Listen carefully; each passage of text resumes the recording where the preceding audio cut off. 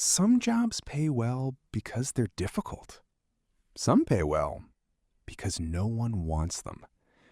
This is the story of Daniel Carter and Ryan Brooks, two electrical maintenance technicians who accepted one overnight job for more money than they had ever earned in a single night. If they had known why the company was paying so much, they would have walked away. Before we continue, if you love realistic horror stories, haunted places, and mysteries that will keep you awake at night, subscribe now and turn on notifications, because every week a new nightmare begins here. Now, turn off the lights, put on your headphones, and let's get started. It was early October. Cold rain had been falling across Chicago since the afternoon. The streets were nearly empty as Daniel parked his pickup truck outside an old medical complex. The building stood in silence.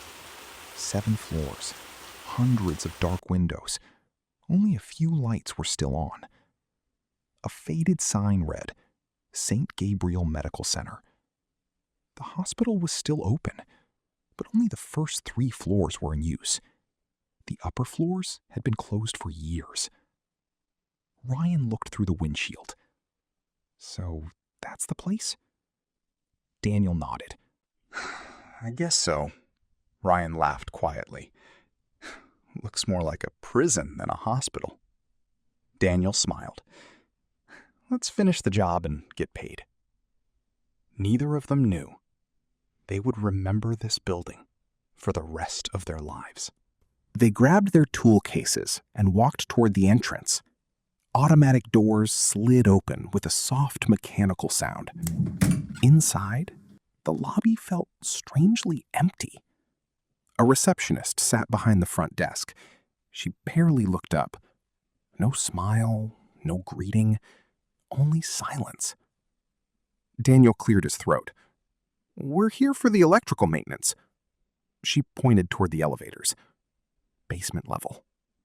Her voice sounded tired, almost nervous.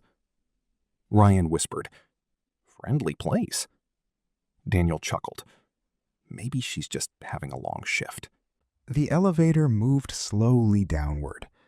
Floor 1, ground, basement. The doors opened. The basement looked nothing like the clean hospital upstairs.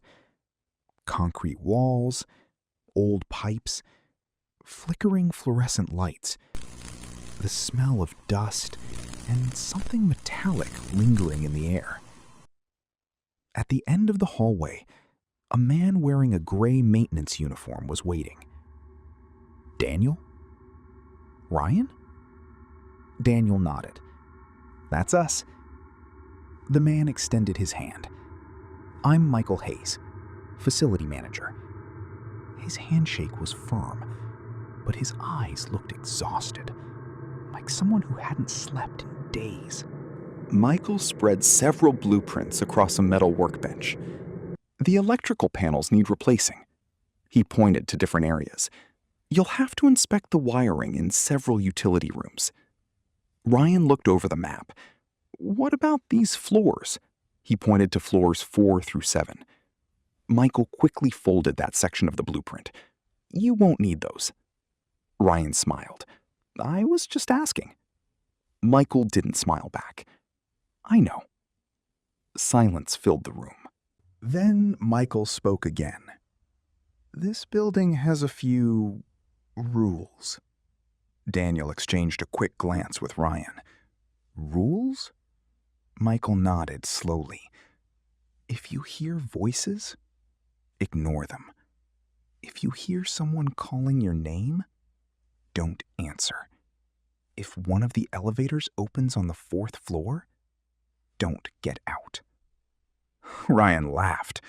"Is this some kind of Halloween prank?" Michael stared at him, without blinking. "I don't joke about this building." The smile disappeared from Ryan's face. Michael handed Daniel a master key. "If anything feels wrong, leave immediately." Don't try to investigate. Daniel slipped the key into his pocket. We're just fixing electrical panels. Michael looked directly at him. That's exactly what the last team said. No one spoke. The room suddenly felt colder. Ryan forced a laugh. You're really trying to scare us. Michael didn't answer. Instead, he simply picked up his jacket, walked toward the elevator. Before the doors closed, he looked back one final time and quietly said, "Whatever happens tonight, do not go to the 4th floor." The elevator doors closed. The sound echoed through the empty basement. Then, silence. Daniel looked at Ryan. Well? Ryan adjusted his flashlight. I guess we should get to work. Neither of them noticed the security camera mounted above the hallway. Slowly, almost imperceptibly, turning toward them. The basement felt unusually quiet. Not peaceful, just empty. The kind of silence that made every small sound seem louder. Daniel switched on his flashlight. Its bright beam cut through the darkness as they walked toward the first electrical room. Ryan looked around. This place is huge. Daniel nodded. It probably hasn't been renovated in decades. Old pipes stretched across the ceiling. Water dripped somewhere in the distance. Every few seconds. Drip. Drip. Drip. The sound echoed through the concrete hallway. Daniel unlocked the first electrical room. Inside, everything looked normal. Rows of electrical panels, power meters, dust covering the shelves. Ryan placed his toolbox on the floor. I'll check the breakers. Daniel opened the maintenance checklist. So far, nothing strange. Ryan smiled. Good. Let's keep it that way. Nearly 40 minutes passed. They replaced several damaged switches, tested voltage, documented each repair. It felt like any other maintenance job. Until the lights flickered. Once, twice, then everything went dark. The entire basement disappeared into complete blackness. Ryan froze. You lose power too? Daniel answered from somewhere in the darkness. Yeah. Only their flashlights remained. The hospital suddenly felt much larger, much quieter. A loud metallic bang echoed somewhere above them. Clang! Ryan looked toward the ceiling. What was that? Daniel listened carefully. Probably construction. Ryan checked his watch. At 1:30 in the morning? Daniel didn't answer. Because, deep down, he wasn't convinced either. A few seconds later, the emergency lights turned on. Dim red lights filled the hallway. Everything looked different. Longer shadows, darker corners. The atmosphere suddenly felt wrong. Ryan forced a smile. Okay, now it officially looks like a horror movie. Daniel laughed quietly. Stop watching so many scary films. As they continued working, a soft voice echoed through the hallway. Barely audible, almost like a whisper. Daniel? Both men stopped. Ryan slowly turned. You hear that? Daniel nodded. I thought it was you. Ryan shook his head. No. Silence returned. Neither of them spoke. After several seconds, Daniel shrugged. probably someone upstairs. Ryan wasn't convinced. The voice had sounded close. Too close. They continued walking toward the second utility room. The hallway seemed endless. Rows of identical gray doors lined both sides. Room 14, room 15, room 16. Then they noticed something strange. One door was slightly open. Room 19. Daniel checked the work order. We're not scheduled to inspect this room. Ryan stared at the opening. You think someone left it open? Daniel slowly pushed the door wider. The hinges creaked softly. Inside, the room was empty. Old hospital beds stacked against one wall, broken wheelchairs, medical cabinets covered with white sheets. Nothing unusual. Until Ryan noticed fresh footprints on the dusty floor. He crouched down. Daniel, look. The footprints were clear. Someone had walked through the room recently. Daniel looked around. Security? Ryan slowly shook his head.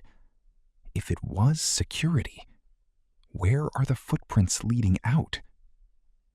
Daniel looked again. The footprints stopped in the center of the room, as if whoever made them simply disappeared. Neither of them spoke. Ryan stood up. I don't like this. Daniel nodded. Let's finish our work and leave. He reached for the door. Then, slam! The heavy metal door shut by itself. Both men jumped. Ryan grabbed the handle immediately. Locked. He pulled harder. Nothing. Daniel joined him. Together, they forced the handle down. The door suddenly opened. Both stepped back into the hallway, breathing heavily. Ryan looked behind him. There wasn't any wind. Daniel didn't answer, because he knew Ryan was right. Trying to calm themselves, they continued toward the next electrical panel. Neither of them noticed a wheelchair standing at the far end of the hallway. It hadn't been there before. Ryan frowned. Was that chair there? Daniel looked up. I don't think so. The wheelchair stood perfectly still. No movement, no sound. Ryan sighed. Someone's messing with us. Daniel nodded. Probably. But neither of them believed it anymore. As Daniel recorded the final voltage reading, every light in the hallway flickered again. 3 times. Flash, flash, flash, darkness. When the lights returned, the wheelchair was gone. Ryan's flashlight searched the hallway. Nothing. The corridor was empty. Daniel whispered. Did you? Ryan interrupted. Yeah, I saw it too. For the first time that night, neither of them could explain what had just happened. Then, a crackling sound came from the emergency radio clipped to Daniel's belt. Static. Loud. Endless. Then, a calm voice, almost whispering. 4th floor. Static. Please, help me. The radio went silent. Daniel slowly looked at Ryan. Ryan's face had turned completely pale. Neither of them had touched the radio. And according to Michael, the hospital's emergency communication system had been disconnected 5 years ago. The basement fell silent once again.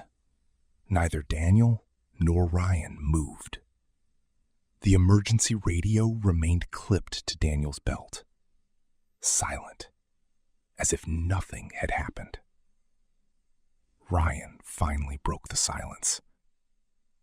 "Tell me you heard that." Daniel swallowed. "I wish I could." Ryan stared at the radio. "I thought the communication system was dead." Daniel slowly unclipped it. The display was blank. No signal, no battery indicator, nothing. It shouldn't even be working. Ryan forced a nervous laugh. "I officially hate this place." Neither of them wanted to continue, but the job wasn't finished. Only 2 electrical rooms remained. Daniel took a deep breath. "Let's finish and leave." Ryan nodded. No more exploring. No more questions. Straight back to the truck. Daniel smiled. "Deal." They followed the blueprint toward the final maintenance room. The hallway became narrower. The lights grew dimmer. One fluorescent tube buzzed overhead. Buzz. Buzz. Buzz. Then, pop. It burned out. Half the corridor disappeared into darkness. Ryan aimed his flashlight ahead. Something caught his attention. A pair of old hospital slippers sat neatly in the middle of the hallway. Daniel frowned. Someone leave those there? Ryan slowly shook his head. They weren't here 5 minutes ago. Neither of them touched them. They simply walked around, trying not to think about it. A loud ding echoed through the basement. The elevator. Both men turned. The elevator doors were opening. Slowly. Neither of them had called it. Inside, no one. Just an empty elevator. The display above the door read 4. Ryan whispered. It came from the 4th floor. Daniel immediately remembered Michael's warning. If the elevator opens on the 4th floor, don't get out. Ryan looked inside. We're in the basement. Daniel nodded. I know. So why does it say 4? The doors remained open, waiting, as if inviting them inside. After several long seconds, the doors quietly closed. The elevator disappeared upward. Neither man spoke. Daniel looked at his watch. 2:17 a.m. Only another hour. Then they could leave. They finally reached the last electrical room. Everything inside appeared normal. Daniel opened the control panel. Ryan checked the wiring. For nearly 20 minutes, nothing unusual happened. The silence slowly relaxed them. Maybe everything before had been coincidence. Maybe stress was playing tricks on their minds. Ryan even smiled. I can't wait to tell people about this. Daniel laughed. No one's going to believe us. Suddenly, every light in the room went out. Complete darkness. Only one flashlight remained on. Ryan's. Daniel tapped his own flashlight. Dead. Battery? Ryan asked. It was full. Then, footsteps. Above them. Slow. Heavy. One step. Then another. Ryan looked toward the ceiling. The 4th floor. Daniel counted. 1, 2, 3. The footsteps stopped. Silence. Then, running. Fast. Someone was running directly above them, back and forth. Ryan whispered, "Tell me that's construction." Daniel slowly shook his head. There's nobody up there. Without warning, the hospital intercom crackled. Static filled every hallway. Then, a calm female voice echoed through the building. Code blue, 4th floor. Silence. 5 seconds later, the exact same announcement repeated, word for word. Ryan looked at Daniel. "I thought those floors were closed." Daniel didn't answer, because something else had caught his attention. The maintenance computer had turned itself on. The dusty monitor flickered to life. Old security software loaded automatically. Black and white camera feeds appeared. Lobby, emergency room, parking garage, hallway. Then, camera 4F12. Ryan stepped closer. The 4th floor.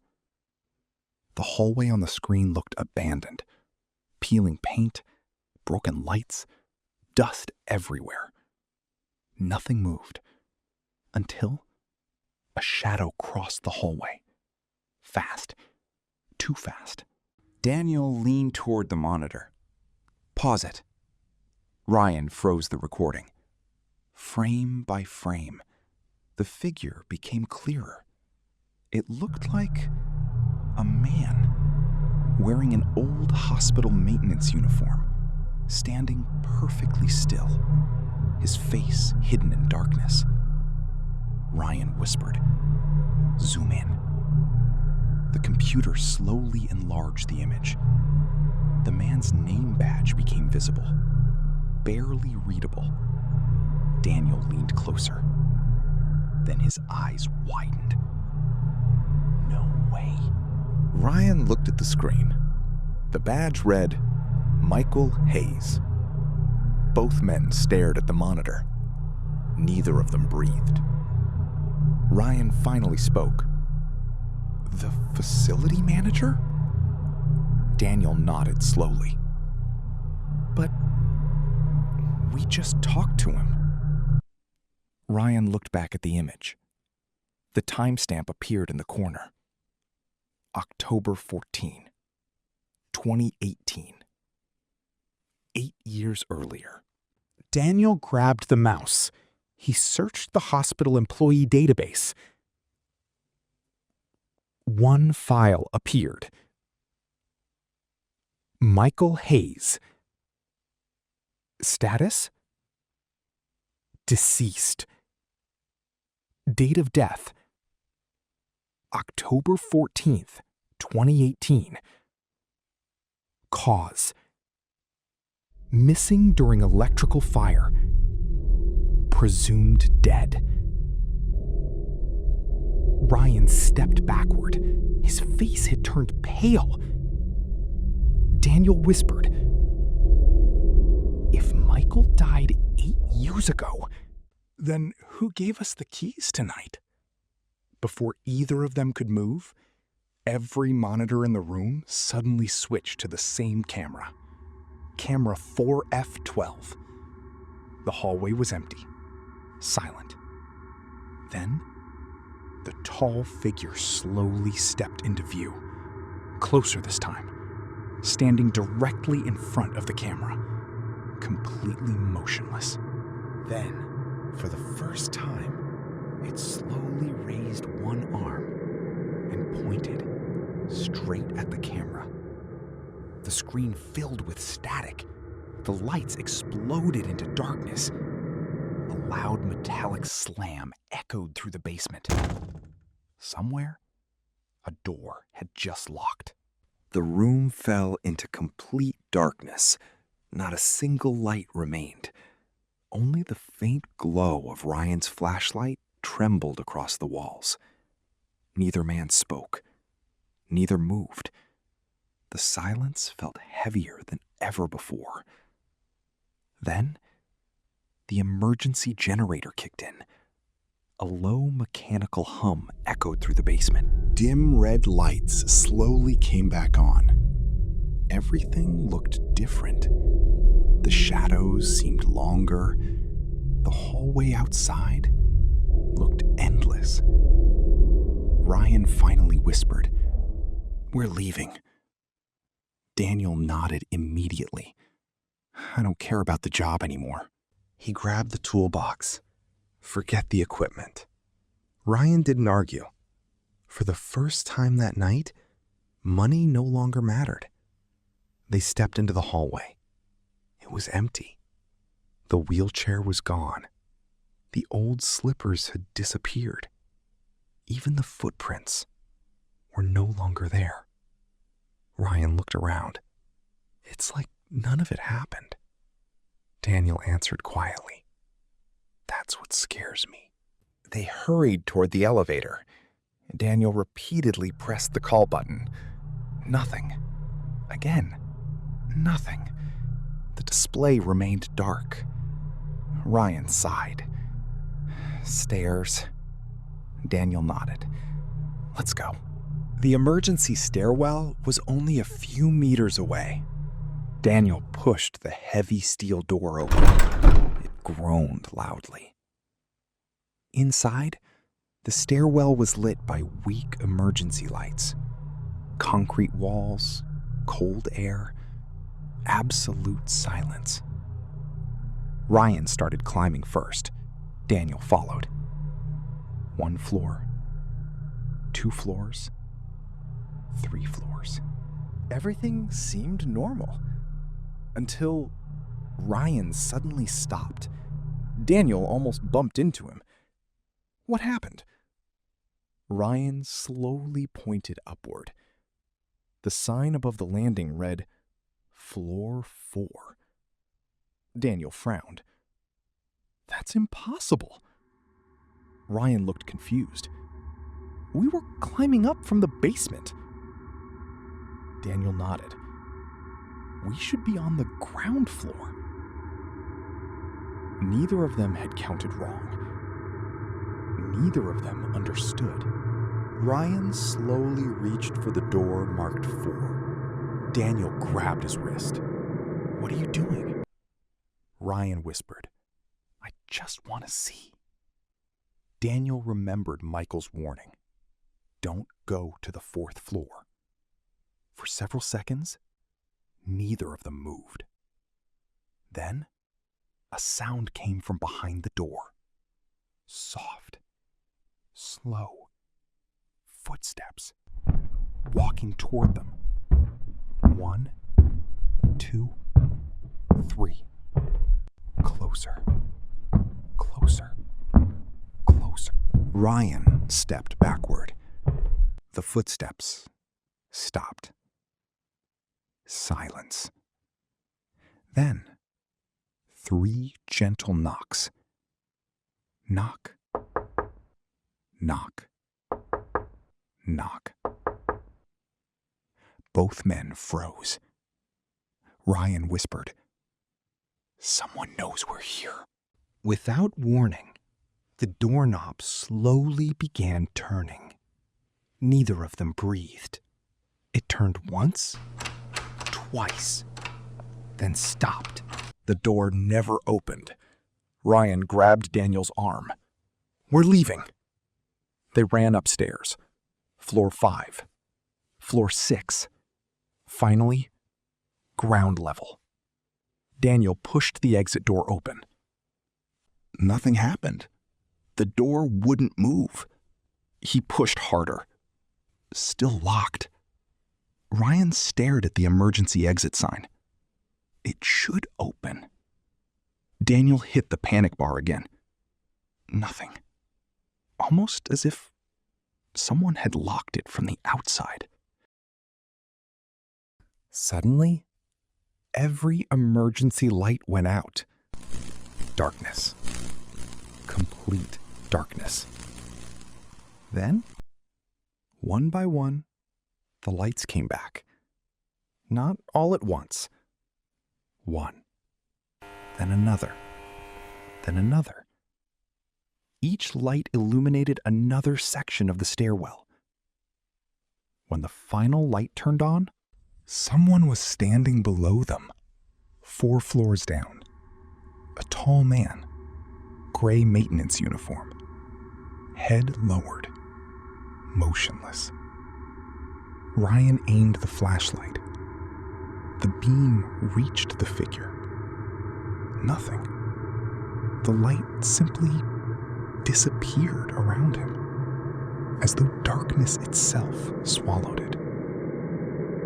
Daniel whispered, "Run!" They rushed back toward the basement. Their footsteps echoed through the stairwell. Behind them, another set of footsteps began. Slow at first, then faster, matching their pace. Ryan looked over his shoulder. No one. Yet the footsteps continued. Closer, closer, closer. They burst back into the basement corridor. Daniel slammed the stairwell door shut. Both men struggled to catch their breath. Ryan leaned against the wall. "I heard someone." Daniel nodded. "So did I." Ryan looked around. The footsteps stopped. Silence. Then, a loud electronic beep echoed through the hallway. Daniel turned. The maintenance computer had powered itself on again. The monitor displayed only one sentence. White letters, black background. You were told not to come here. Neither of them had touched the keyboard. The message slowly disappeared. Another line appeared. He is still waiting. Ryan whispered. Who? The screen changed one final time. A building map appeared. Only one location was flashing red. Operating room 4B.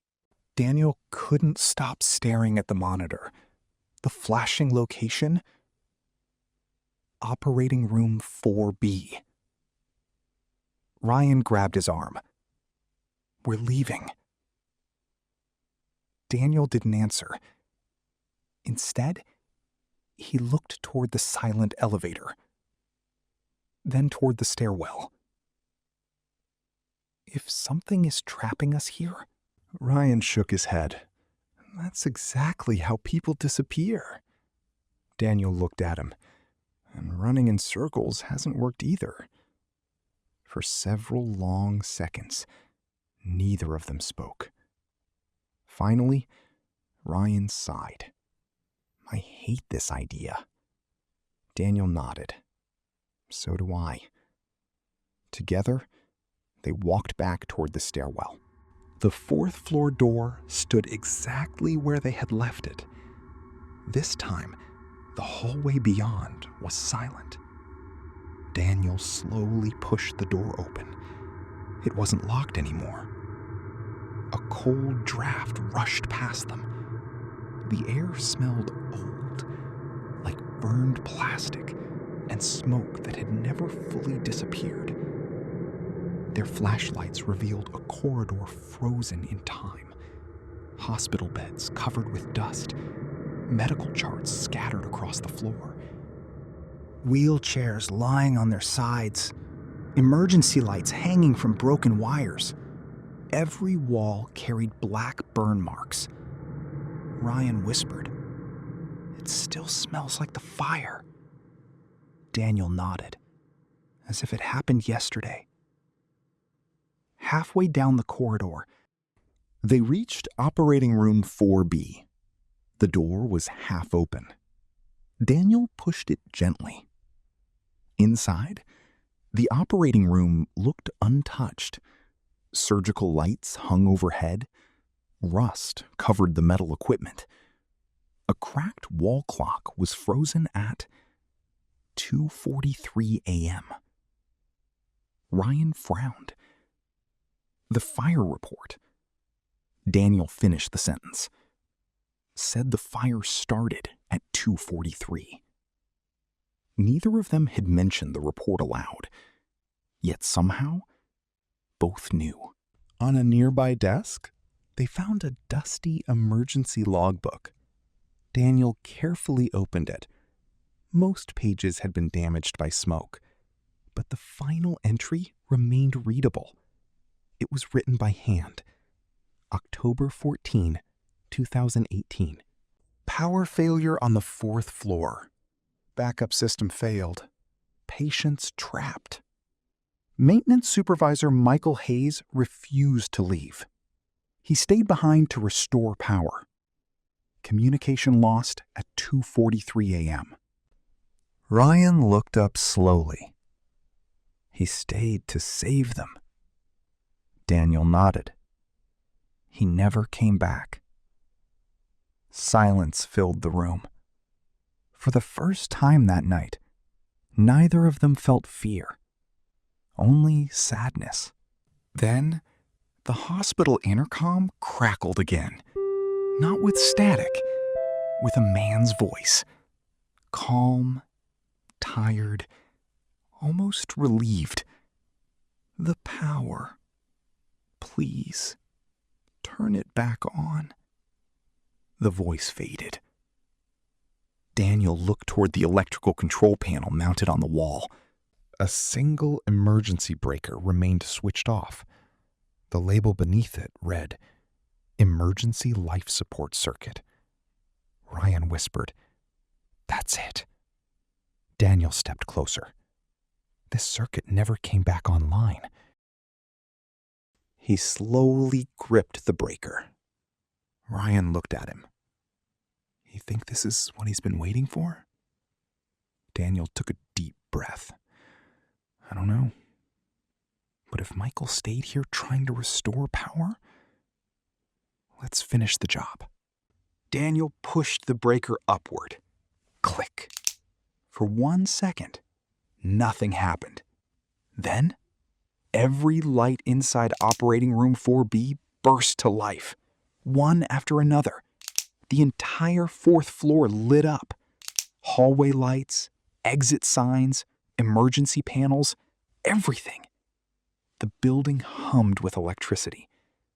For the first time in years, the abandoned floor was alive again. The air suddenly became warm. The cold feeling disappeared. The smell of smoke faded. Ryan slowly turned. At the end of the hallway, the tall maintenance worker stood quietly. Gray uniform, tool belt, his face still hidden. He wasn't frightening anymore. He simply stood there, looking toward them. Then, he slowly raised one hand. Not to point, not to threaten, but in a quiet gesture of gratitude. Daniel lowered his flashlight. Neither of them spoke. The figure gave one final nod, then slowly dissolved into the light. Gone. Completely. At that exact moment, every locked door inside the hospital unlocked. The elevators restarted. Emergency alarms reset. Daniel looked at Ryan. I think... Ryan smiled for the first time that night. Yeah, I think it's over. They hurried downstairs. The lobby looked completely different. The receptionist was gone. The front doors opened automatically. Cold morning air rushed inside. The sun was beginning to rise. Daniel and Ryan stepped outside. Neither of them looked back immediately. They walked in silence all the way to the truck. Only after starting the engine, Ryan finally asked, So, did any of that really happen? Daniel reached into his jacket pocket. He froze. Ryan noticed. What is it? Without saying a word, Daniel slowly placed something on the dashboard. An old metal name badge, covered with scratches. It read, Michael Hayes. Ryan stared at it. Neither of them had taken it. Neither remembered picking it up. Yet there it was. 3 weeks later, the hospital officially reopened the 4th floor. During the renovation, workers discovered old maintenance records hidden behind an electrical panel. They confirmed one thing. Michael Hayes had remained inside the burning floor long after everyone else escaped. He restored emergency power, allowing dozens of patients to survive. His body was never found. The newspaper called him a forgotten hero. Daniel and Ryan never accepted another overnight job in an abandoned building. Whenever people asked why, they always gave the same answer. There are places where the past never really leaves, and sometimes the only thing a ghost wants is for someone to finish the job. Before this story ends, I have one question for you. If you were trapped inside that hospital, would you risk everything to uncover the truth? Or would you run without ever looking back? Tell me what you would do in the comments. And if you enjoyed this story, don't forget to subscribe, because the next nightmare is closer than you think.